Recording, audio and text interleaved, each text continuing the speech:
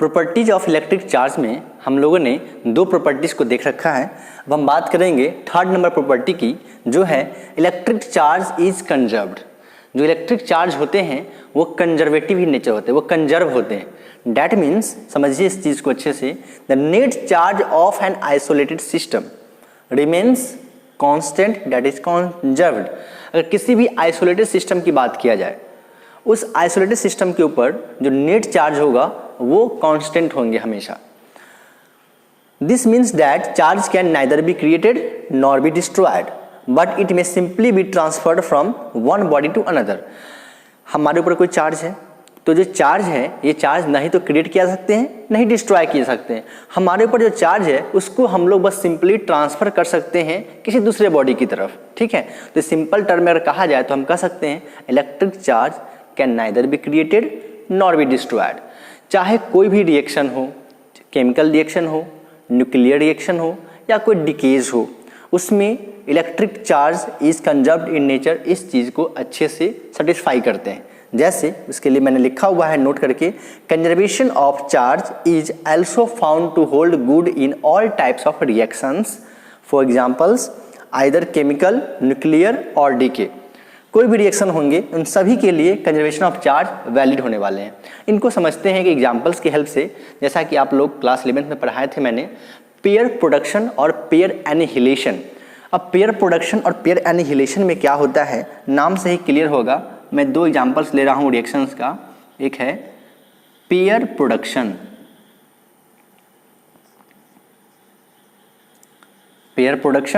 और दूसरी तरफ है पेयर एनिहिलेशन।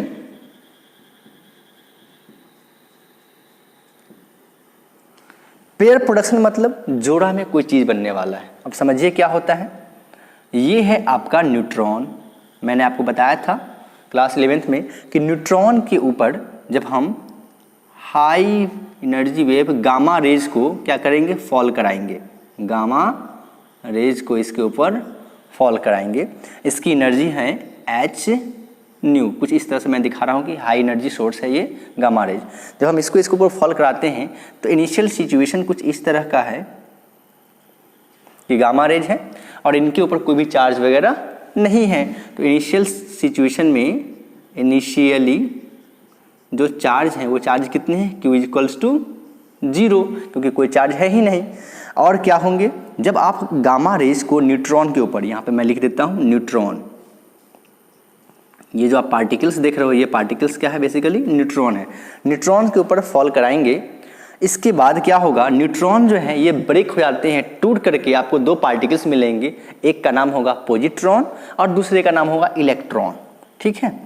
तो ये पार्टिकल्स आपको कुछ इस तरह के मिलने वाले हैं। एक पार्टिकल इधर मैं दिखा देता हूँ और एक पार्टिकल्स कुछ इधर दिखा देता हूँ। एक है आपको पॉजिट्रॉन और दूसरे जो पार्टिकल्स होंगे वो इलेक्ट्रॉन। अब आप सोच रहे होंगे कि क्या ऐसा है पॉसिबल। मैं बोलूँगा जी हाँ बिल्कुल, आप लोगों ने क्लास 11 में पढ़ रखा है और जो नए बच्चे हैं वो इस बात को जान जाए अच्छे से। पॉजिट्रॉन का मतलब होता है कि पॉजिटिव इलेक्ट्रॉन, इसका मतलब ये क्या होगा, प्लस ई, और इलेक्ट्रॉन तो आप जानते ही हो माइनस ई, ठीक है जी। अच्छा चलिए, अब आप इस दोनों को क्या करोगे, ऐड करोगे तो फाइनल चार्ज कितना मिला, इसके ऊपर चार्जेस होंगे प्लस ई और इसके ऊपर कितने हैं, माइनस ई। तो आफ्टर ऑल जब हम फाइनली देखेंगे, फाइनली इस सिचुएशन को देखेंगे तो हमें Q कितनी मिलेंगी, Q इक्वल्स लिख सकते हैं E प्लस माइनस ई, क्योंकि इसकी वैल्यू है E और ये माइनस ई। अभी भी ये टोटल कितने हो जाएंगे, 0। इनिशियल सिचुएशन में भी हमें टोटल चार्ज कितना था, 0, और फाइनल सिचुएशन में टोटल चार्ज कितने हैं, 0। इसका मतलब क्या हुआ कि चार्ज जो है सो कंजर्व होते हैं, चाहे वो रिएक्शंस कैसा भी हो, केमिकल हो, न्यूक्लियर हो या फिर डीके हो। यहाँ पे प्रोडक्शन हुआ है, डीकेज हुआ एक तरह से न्यूट्रॉन का।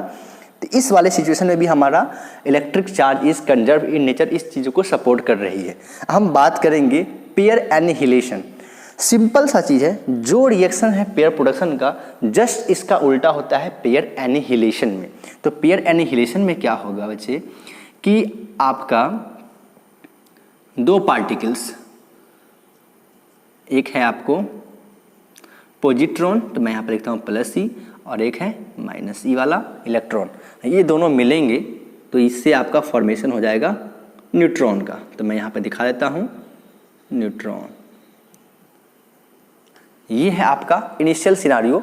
आप देख सकते हो इनिशियल सिनारियो में जो नेट चार्ज होंगे वो कितने हो जाएंगे, ये पॉजिटिवली और ये निगेटिवली मिलकर के जीरो। अभी भी नेट चार्ज कितना है, जीरो है। तो ये हमारा इनिशियल सिनारियो, इनिशियली जो नेट चार्जेस है वो कितने हैं, जीरो है। फाइनली क्या होगा, बनेगा न्यूट्रॉन।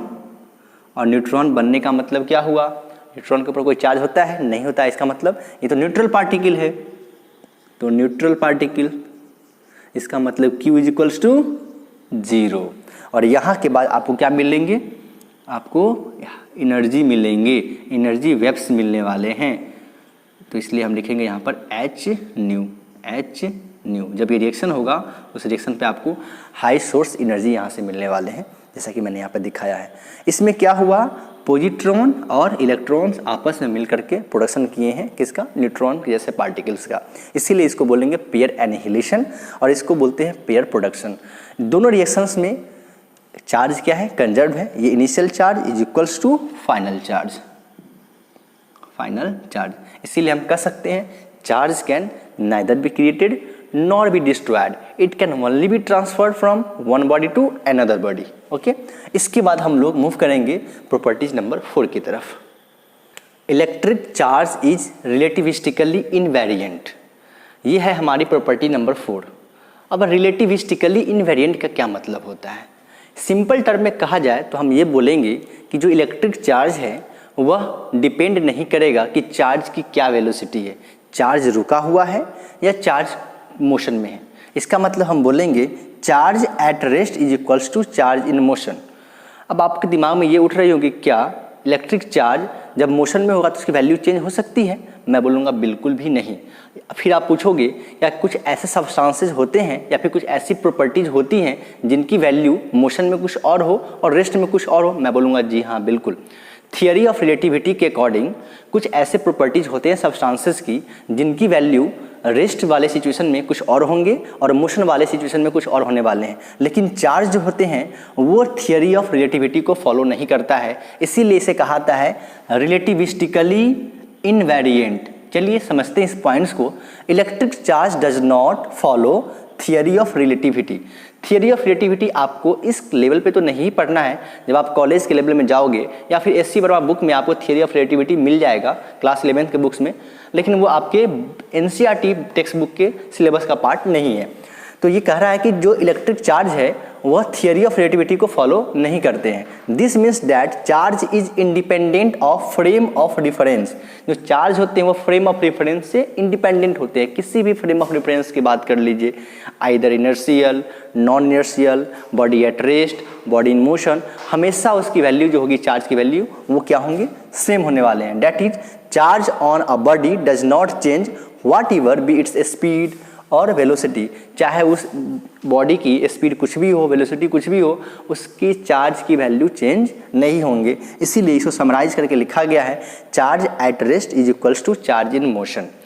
अब हम बात करेंगे थियरी ऑफ रिलेटिविटी के बारे में थोड़ा सा, कि क्या है थियरी ऑफ रिलेटिविटी। तो theory of relativity, theory of relativity अगर हम मास के टर्म में बात करें तो मास जो होता है ना बॉडी का, वो डिपेंड करता है या फिर फॉलो करता है थियरी ऑफ रिलेटिविटी को। इसे यहाँ पे लिखूंगा मैं कि मास of any body follow theory of relativity, theory of relativity. तो अगर आपसे कोई पूछे कि क्या मास जो है वह रिलेटिविस्टिकली वेरिएंट है या फिर इनवेरिएंट है, तो इसका आंसर होगा कि mass is relativistically variant because it may vary as we increase और decrease the velocity of object. चलिए अब क्वेश्चन ये उठता है कि मास अगर वेरी करेगा स्पीड के कारण तो वह कैसे वेरी करेगा। तो ये according to theory of relativity,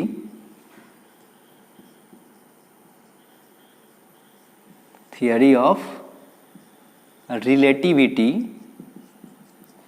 mass of a body, mass of any body varies as following equation.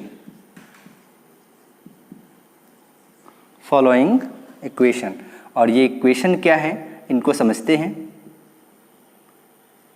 ये theory of relativity experimental value निकाला गया था। ये होते हैं क्या, m is equals to m naught upon under root 1 minus v square upon c square. किसी भी बॉडी का जो मास होगा वो इस फार्मूला के अकॉर्डिंग चेंज होगा, लेकिन ये फार्मूला मास के लिए एप्लीकेबल है, इस फार्मूला जो है वो चार्ज के लिए एप्लीकेबल नहीं है। इसीलिए चार्ज को कहा गया रिलेटिविस्टिकली इनवेरिएंट, लेकिन मास को कहा है रिलेटिविस्टिकली वेरिएंट। वेरिएंट मतलब जो चेंज हो सके। अब यहाँ पे देखते हैं कि m क्या है। देखिए, जो सबसे पहले m नॉट लिखा गया है, इसका मतलब हुआ रेस्ट मास। m नॉट जो है ये क्या है, रेस्ट मास। जो आप v देख रहे हो, ये v क्या है, velocity of body, velocity of body. और जो आप c देख रहे हैं वो c क्या है, speed of light, speed of light. और जो आप यहाँ पे देख रहे हो m, ये है आपका मूविंग मास, मूविंग मास। ओके जी। अब चलिए समझते हैं, किसी भी बॉडी का जब मूविंग मास होगा, इसका मतलब बॉडी मोशन में होगा, उस वक्त उसकी मास की वैल्यू हमें निकालनी है। तो वो हम इस फॉर्मूला के अकॉर्डिंग निकाल सकते हैं। उस बॉडी का रेस्ट मास, जब वो बॉडी रुका हुआ होगा उस वक्त उसकी जो मास होगी, rest mass upon under root 1 minus v square, जो बॉडी की वेलोसिटी होगी, अपॉन c स्क्वायर। c जो है स्पीड ऑफ लाइट, और आपको मालूम है स्पीड ऑफ लाइट कितनी होती है, 3 × 10⁸ मीटर पर सेकेंड। अगर इस चीज़ को हम गौर से देखेंगे तो हमें मालूम चलेगा v square upon c square, ये टर्म कहीं ना कहीं ये टर्म जो होंगे सो 1 से छोटे वाले टर्म हैं, और 1 से छोटे वाले टर्म में से 1 से छोटे वाले टर्म हटाएंगे तो वो वैल्यू क्या होगी, 1 से छोटी आएगी। उनकी स्क्वायर रूट निकालेंगे तो ये वैल्यू और ज़्यादा छोटे आएंगी। और किसी भी नंबर में हम 1 से छोटे वैल्यू से डिवाइड करते हैं तो वो वैल्यू बड़ी हो आती है। जैसे हम बात करेंगे कितना, 2 की बात कर लेते हैं, और 2 को अगर आप डिवाइड कर दो 0.5 से तो ये कितना मिलेगा आपको, 4 मिलने वाले हैं, है ना। उसी तरह से इसका मतलब हुआ कि m नॉट को अगर हम डिवाइड करेंगे 1 से छोटे वैल्यू से, इसकी वैल्यू बढ़ जाएगी। इसका मतलब जब कभी भी कोई बॉडी मोशन में होगा उस टाइम पे उसकी मास इंक्रीज कर जाएगी। लेकिन वो इंक्रीज करने के लिए ध्यान देने वाली बात है, इसकी स्पीड जो देख रहे हो ना, ये स्पीड की वैल्यू ऑलमोस्ट लाइट के इक्वल होनी चाहिए। अगर ये बहुत छोटी सी वैल्यू होगी v, तो v अपॉन c करेंगे तो वो तो नेग्लेक्टेड हो जाएगा। जैसे अगर हम ऊपर में ले देंगे 2 और नीचे में ले लेंगे 10⁸ के टर्म में, तो ये ऑलमोस्ट क्या हो जाएगा, 0 हो जाएगा। ये तो इसके लिए इन्फिनाइट हो गया। इसीलिए तो ये चीज़ें तभी एप्लीकेबल हो जाएगी जब उस बॉडी की या फिर उस ऑब्जेक्ट की जो वेलोसिटी होंगी वो लाइट के वेलोसिटी के कंपेरेबल में होने वाले हैं। अदरवाइज हम बोलते हैं क्या कि मास ऑफ ऑब्जेक्ट्स जो रेस्ट में है या फिर मास ऑफ ऑब्जेक्ट जो मोशन में है उसमें ज़्यादा वैरी नहीं देखने को मिलता है। अगर वैरी देखने को मिलता तो जो कार अभी रेस्ट में खड़ी है जगह पे, उसकी मास होगी और वही मोशन में चल जाएगा तो मास उसकी बढ़नी चाहिए। लेकिन आप बोलोगे मास तो नहीं बढ़ा, प्रैक्टिकली देखा जाए तो उतना नहीं बढ़ता है। क्यों नहीं बढ़ता है? क्योंकि जो कार की, बस की, इन सब की जो स्पीड होती है उनकी स्पीड लाइट के स्पीड के कंपेरेबल में बहुत ही कम होती है। इसीलिए हमें देखने को या हम उस ऑब्जर्व नहीं कर पाते हैं उसकी इंक्रीज वैल्यू को। लेकिन अगर कार की स्पीड या वेलोसिटी लाइट के स्पीड या एक वेलोसिटी के इक्वल कर दिया जाए या उसके बराबर में कर दिया जाए कंपेरेबल में, तब उस टाइम पे आपको उसकी मास देखने को मिलेगा, जो कि उसका मास इंक्रीज हो जाएगा और वो इस फॉर्मूला के अकॉर्डिंग इंक्रीज होगा। तो ये हम एक थोड़ा सा अलग इन्फॉर्मेशन समझे हैं थियोरी ऑफ रिलेटिविटी के बारे में। चलिए अब देखेंगे प्रॉपर्टी नंबर 5 को।